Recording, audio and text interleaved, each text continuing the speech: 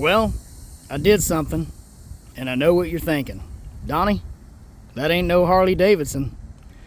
And you would be correct.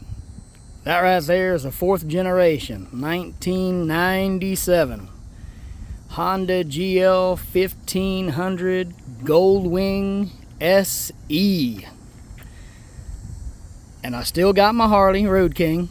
Never gonna get rid of that bike, but I've always wanted one of these, and I couldn't pass up the deal, so I had to go get it. Me and my son went up to Crescent, Texas, just south of Dallas, drove up there in my car, and then I rode the bike back, and she's beautiful. The guy I got it from was about 70 years old, retired for several years, and him and his wife quit riding, so he wanted to get rid of it. Gave me everything he had, parts, different things that he had for the bike, rain suits and helmets, all kinds of stuff. And I went and got her. I couldn't let this deal pass up. But I'm so happy, you know. In 1997, right after my son was born, a couple of months after my son was born, we went on the baby tour, taking him around to people's houses. And we went and visited some friends in Kingwood. Some friends of Shelly, his mother's, her friend's parents.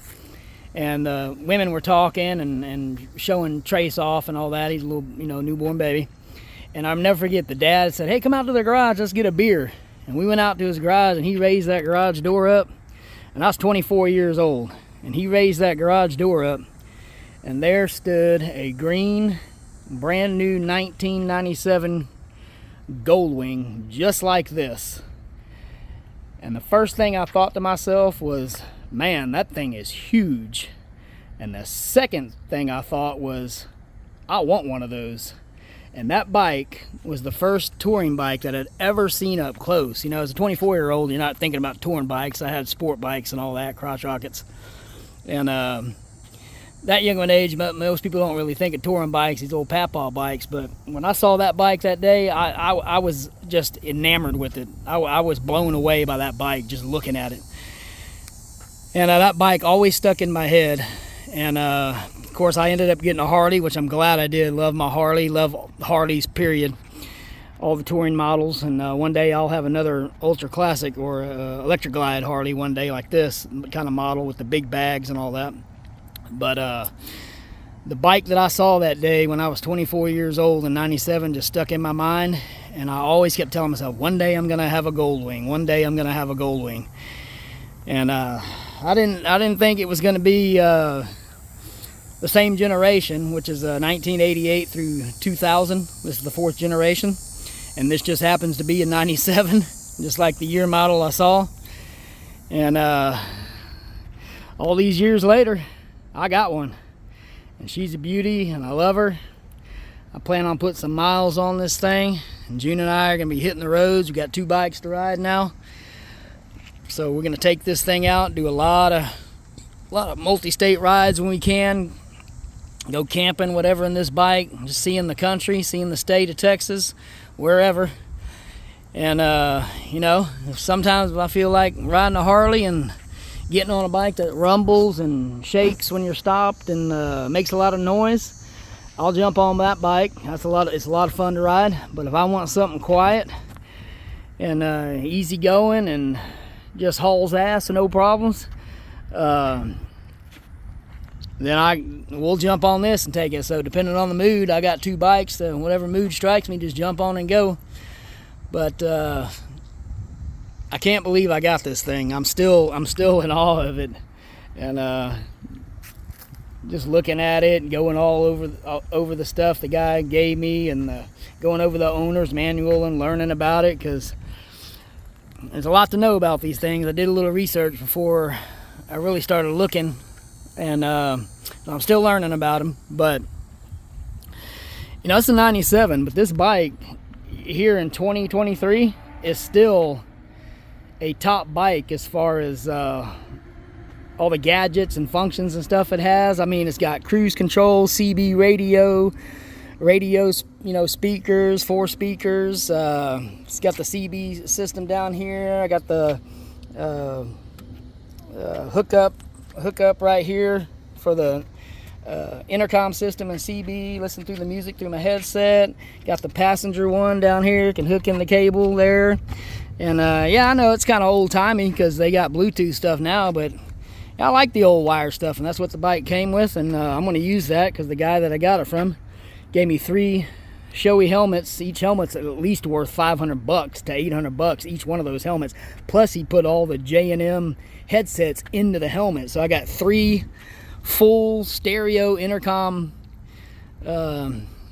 helmet systems already in these helmets that he gave me. He gave me his rain suits, the luggage bags that come in the trunk, and the saddle bags. When you pop this, it's, you know, it has the GoldWing liner bags, say GoldWing on them, that came with it. You know, bags to put your stuff in, and fill those up, put them in the saddle bags and in the trunk.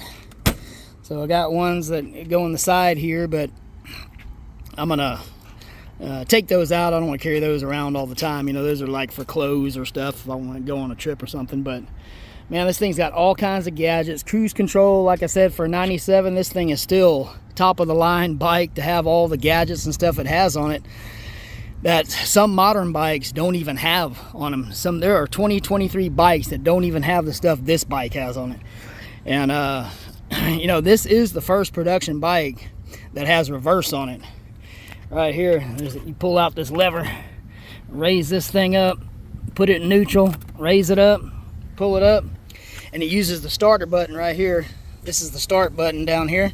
So this is start and reverse. When you have the lever up and it's in neutral, it uses the starter motor to back it up. So now, big bike like this, because this is heavier than my Road King, my Harley Road King is heavier.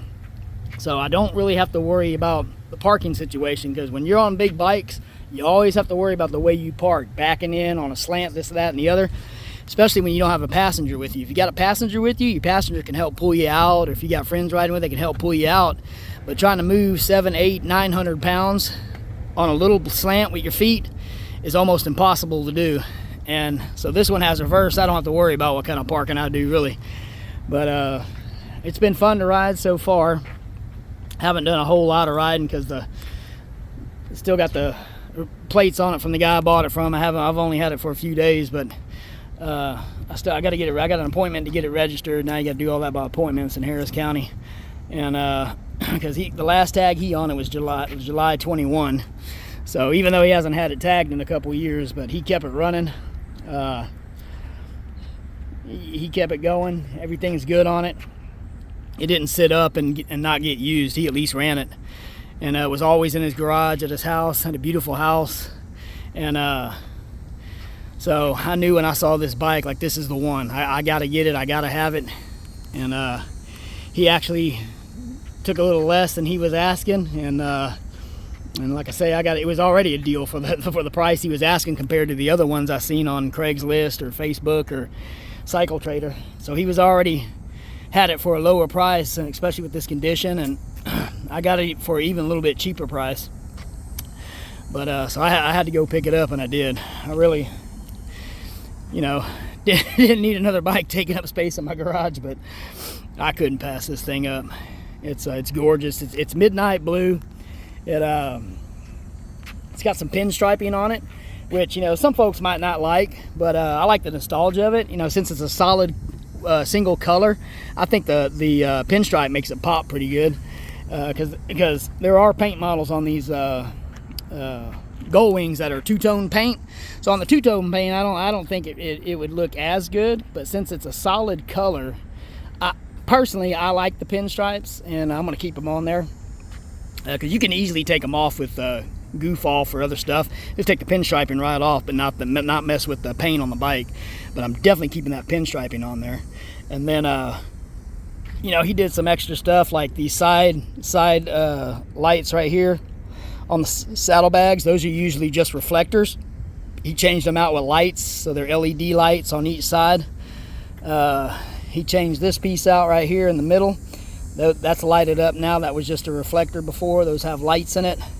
The whole thing lights up on the sides like it's supposed to. It's got this brake light and tail light in the spoiler right here. Added the luggage rack. What else we got here? It's got all kinds of little good stuff. He's got the armrest with the velour covers so it don't burn your arms if it's sitting in the sun. He's got these armrests here for the passenger on both sides. He's got the storage bags on both sides. He's got the Kuryakin upgraded passenger footrest that has this, bar that kicks up so your passenger can change foot positions if their foot gets tired or whatever they, however they want to sit on it. Got highway pegs on that thing so I can kick out my legs when I'm doing 90 miles an hour. It's got the pump control here. I can decrease and increase the pump and the air suspension in the back just by a push of a button right here. Then I have an outlet that I can use that has a nozzle in the back right here with an extra hose that fits on it that can reach to the tires if I need to pump them up. Also has the CB, like I was saying. It's got the CB stuff down here, and all the radio stuff. It has a tape deck on here. All the radio stuff works, speakers work. He put these extra switches on here. I got the Ring of Fire on the front. I'll show that in a second. Ring of Fire on the front. One of those switches goes to that. The other switch goes to, you got a 12 volt power outlet in here. So I'm going to put some USB stuff in there so I can hook my phones up. And he's got another power button here that went to a radar detector cord, but I ended up cutting that off because that old cord was sticky and tacky and nasty from the heat, so I ended up cutting it off. I'm not going to be using a radar detector. But yeah, he did a lot to the bike. It's got progressive, he upgraded the shocks and the forks. It has progressive springs in the front. It's got the Super Brace fork thing that goes in between the forks here, the Super Brace. Got that on there. Helps the suspension and turning along with the progressive springs. Better control and turning. He put the progressive shocks on the back. That the old ones were air suspension, so he's got progressive, but they're also air suspension. Luggage racks. Got the dual antennas whipping in the wind, baby. What do we got here? Oh God, it's got all kinds of different things. I got to learn all about this bike. I mean, the seat is just absolutely gorgeous. This gorgeous seat. All the speakers work, buttons and all that. Headset, I hooked up the headset, one of the helmets. Stereo sounds awesome through those J&M headsets. Sounds great. And like I said, this is a SE model. In the GoldWing world, you got 3 models. You have the Interstate, which is your base model. Interstates don't have reverse, don't have a CB, I think, and they might have the air control, I'm not sure. Then next is the Aspencade. I think they got everything except for the CB, possibly, I believe. And then the SE is the special edition, which this one is. So it's the top one. It's got everything on it. And like I said, cruise control, reverse, all that stuff that bikes today don't even have on some of them.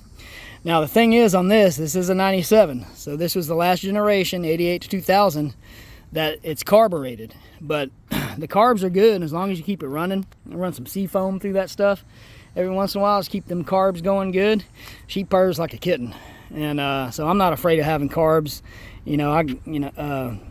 I can work on it myself if I have to. But there's certain things I'm going to do, all the maintenance and stuff I'll try to do, but, tires and stuff, I'll take it to a shop, and if I want them to mess with the carbs, I'll have them do all that. But, a lot of stuff I've got a service manual on order, so I know what to do and how to get to things, because that's a lot of plastic. That's a lot of Tupperware to take off right there, boys, to get to that. Well, you got to take all that stuff off just to get to the engine to work on the bike. So the time to take off the plastic and the fairings is longer sometimes than just trying to perform some of the work on the bike, because like I said, you got to take all the fairings off before you can get to the guts of the bike just to work on it. Another thing, he got a Tulsa windshield on here. Nice Tulsa windshield, brand new. Got the air vent in the front here, and of course it's got all the air vents for air to come through on the bike, on the sides down here, and Air vents up here. I don't know if you can see all that because of the sun. I mean, all you GoldWing people, y'all already know this, so I'm talking to my friends that don't have bikes or they're Harley riders. I can change the airflow in the winter to where it'll make the air come from the engine and make warm air shoot up. It's got these air blockers on here, and when in cold weather, that I can turn and have the air go around me, cold air go around me in the wintertime if it's cold, to block the wind from hitting me. The windshield's pretty tall, so the wind just whips right over my head. No buffering on my helmet knocking me around. What else? Hell, I can't think of all the stuff, but he did a lot to this bike, and he added a bunch of stuff, and he took damn good care of it. And it's just like when I bought my Harley. I didn't jump at the first thing. I looked around to see what was out there. I looked around to see what people had, what people put on them, what comes on them, what doesn't come on them as a new. And I did the same thing when I kind of started looking at one of these maybe a year ago. You know, looked around, so I knew it was out there. So when like I did on my Harley, when I came across that one, I knew that's the one. You know, with the price and all that, and the way it looks, and the way it's been taken care of, and all the extras, there was just no way I was going to let this one pass me up. But she's a good one, and you know, I think the only things that I need to do to this bike myself that it doesn't have is he didn't ride it with a driver backrest. I like to have a backrest, even though the seat is comfortable and it holds me up fairly good, even stretched out to the highway pegs. It's, you know, it gives me support, but I like to have a backrest for myself, so I need to buy that. And then I need a phone holder and a cup holder for me. And then I'll probably take one of these pouches off for June, see which side she likes the pouches on. Keep one of them, and then get a cup holder for her on the back, so she can have a cup holder back there on her handle. And then I'm going to buy her an additional cord that fits on her comm that has a volume control in it, because I like to listen to my music loud, and she has real sensitive ears, so she's always complaining I got the music too loud. So I'll be able to turn my stereo up and as loud as I want, and then she can turn it down on hers separately. But so I gotta, you know, buy a few things like that here and there, kind of get it up to speed what I want on it, what I need on it. But basically it already has mostly everything you could put on this bike. One thing that I don't have too is the carpet liners. He did give me like I said, the bags that you put in the saddlebags in the trunk, the carry bags that you zip up. I do have those, but I don't like to carry those around a lot when I'm putting other stuff in there, like for daily rides or just riding around town, short rides. So I'll take those bags out, but what I am going to get is the carpet sets, so that I can put carpet on the bottom. That way when I do put stuff in there, it's not sliding around and, you know, rubbing on the plastic, and kind of gets like that those old diamond plate toolboxes. It'll slide around and get that black graphite stuff on there if you're not careful.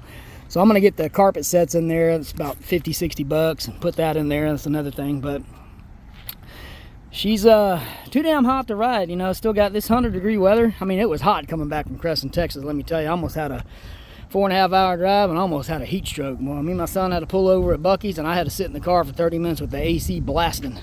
Drank 2 bottles of water, almost passed out. It was so hot, and that heat bearing down on me. But as soon as this summer's over with, June and I are going to be on this bike getting it. And of course, I'll be riding my other Harley too, because she's going to get jealous in my garage, you know. She's going to be like, you're not riding me anymore, but that Harley's going to be ridden, trust me. That's my first baby. I just got another one, so got 2 bikes. And hell, if I'm feeling frisky, maybe I'll even let Trace, my son, ride one of them with me. After he's got his motorcycle license, but I'm going to teach him how to ride these big bikes, let him get used to it, and maybe he can take one out with me, or maybe even Tommy, my brother, can come out and ride one. I have to see. I don't know. It makes me nervous if I let somebody else ride my bikes, but as long as they're riding by me, be all right. But she is a beauty. Like I say, she's carbureted, and from a cold start, you got to do the old choke thing right here. So you got a choke lever, choke it, choke off. But I think since I rode it over here to the park, I think she'll probably start right up without a choke. So let's see how it goes here. Boom, boom, boom. Oh yeah, purring like a kitten.